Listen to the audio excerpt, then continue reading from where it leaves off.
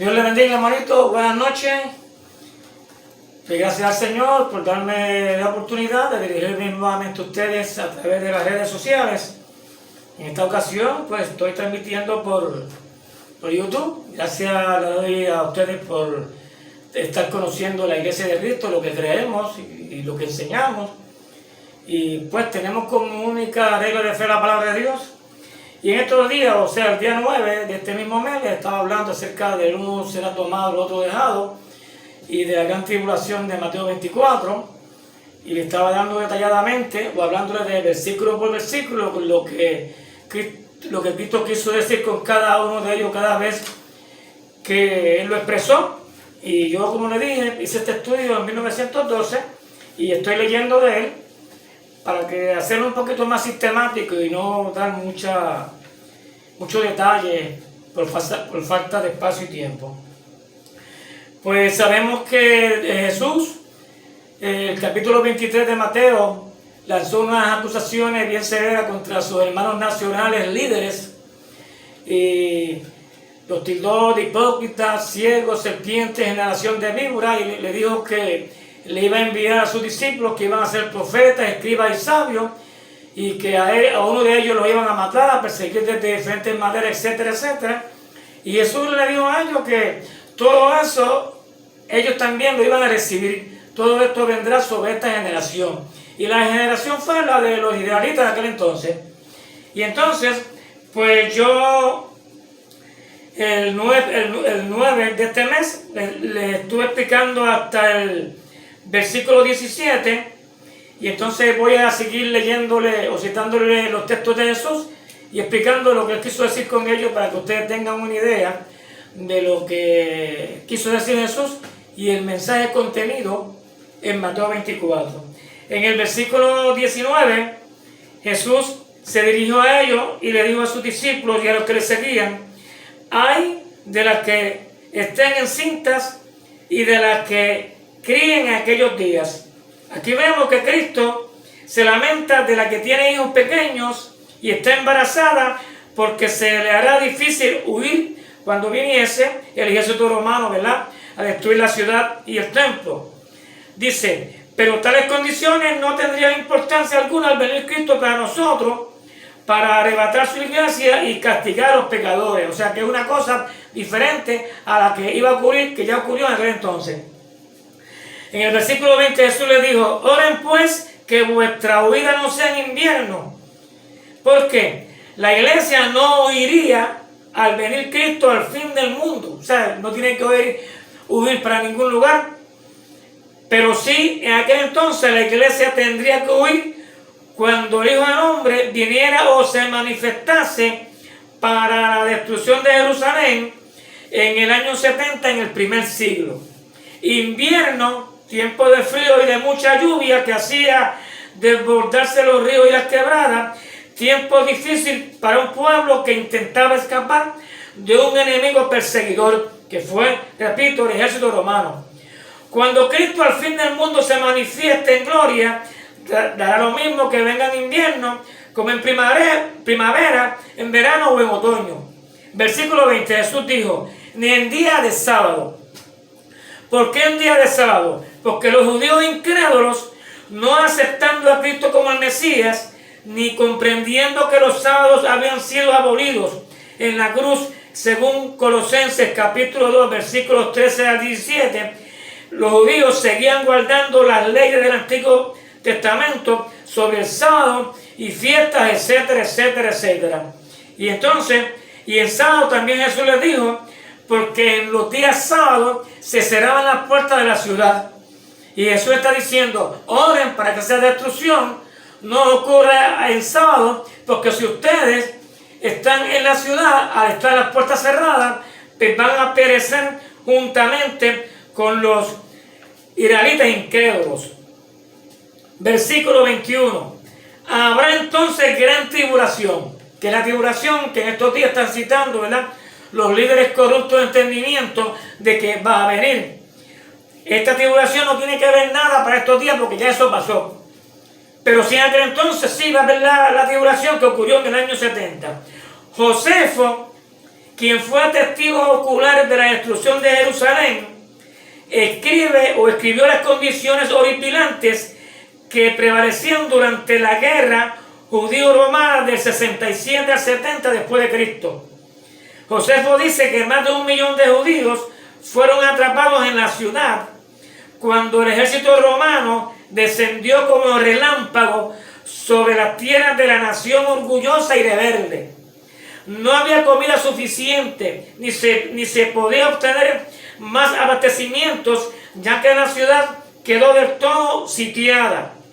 Los que huyeron fueron capturados y crucificados. El número de estos era tan grande que se agotaron los olivares y otros árboles de las colinas cercanas a la ciudad. Entre los fanáticos que se proponían defender la capital judía, se levantaron falsos cristos y falsos profetas, según Jesús lo profetizó, y se formaron facciones militantes, las unas luchando contra las otras y otras contra Roma. Tanta era la escasez de comida que algunas mujeres se comieron sus propios hijos y miles caían muertos de hambre. Fue derrotada la ciudad el día 10 de agosto del 70 después de Cristo. El templo fue quemado y sus piedras derribadas. Murieron aproximadamente 1 millón de judíos y más de 100.000 fueron vendidos como esclavos.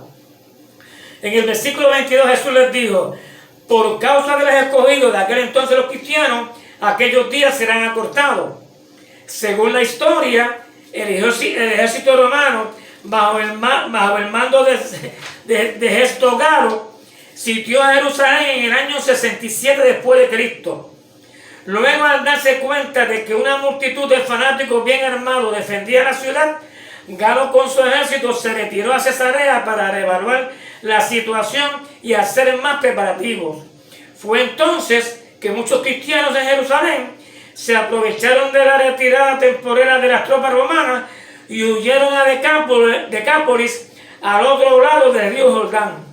Además de esto, el Señor no permitió que la destrucción durara muchos años. La destrucción comenzó en el año 70 y terminó en el 80 después de Cristo. O sea que Jesús aceleró al ejército romano para que destruyera Jerusalén y el templo y castigara a los judíos lo más pronto posible. Versículo 27. Porque como el relámpago que sale del oriente y se muestra hasta el occidente, así será también la venida del Hijo del Hombre. El texto paralelo de Lucas 17:24 termina diciendo así: así también será el Hijo del Hombre en su día. Pues cabe preguntar a cuál venida o a cuál día se refirió Jesús. En Lucas 17:22 Jesús habló de días en plural del Hijo del Hombre.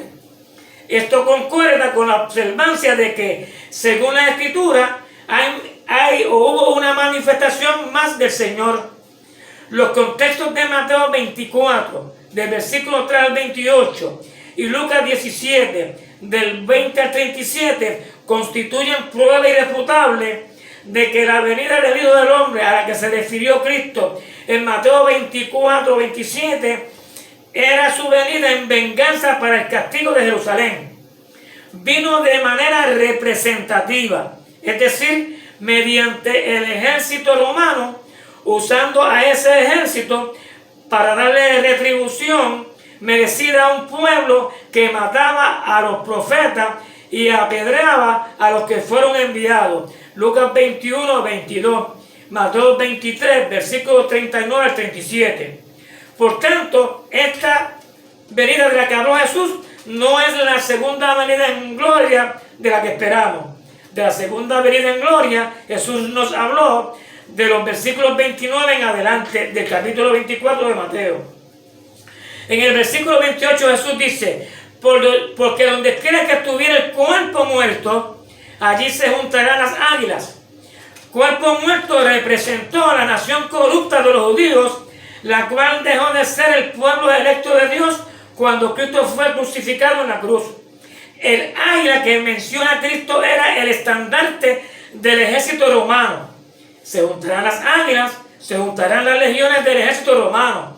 Se juntaron en Judea mediante una batalla sangrienta que duró 3 años.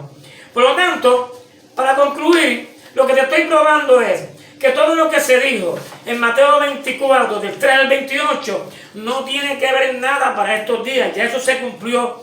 Esa tribulación que estos supuestos maestros y teólogos enseñan que se avecina usando ese capítulo 24 de Mateo, esa tribulación no tiene nada para estos días, porque ya eso pasó y se cumplió. Así que estos líderes te están engañando.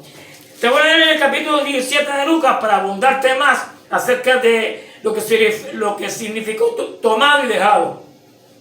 En el versículo 24 del capítulo 17 de Lucas, Jesús dijo: porque como el relámpago que al refulgar resplandece desde un extremo del cielo hasta el otro, así también será el Hijo del Hombre en su día. Nota, en su día. Pero primero es necesario que padezca mucho y sea desechado por esta generación. Esta generación se refirió a sus hermanos nacionales de aquel entonces. Luego Jesús dijo: como fue en los días de Noé, así también será en los días del Hijo del Hombre. Comían, bebían, se casaban y se daban en casamiento hasta el día en que entró Noé en el arca y vino el diluvio y lo destruyó a todos.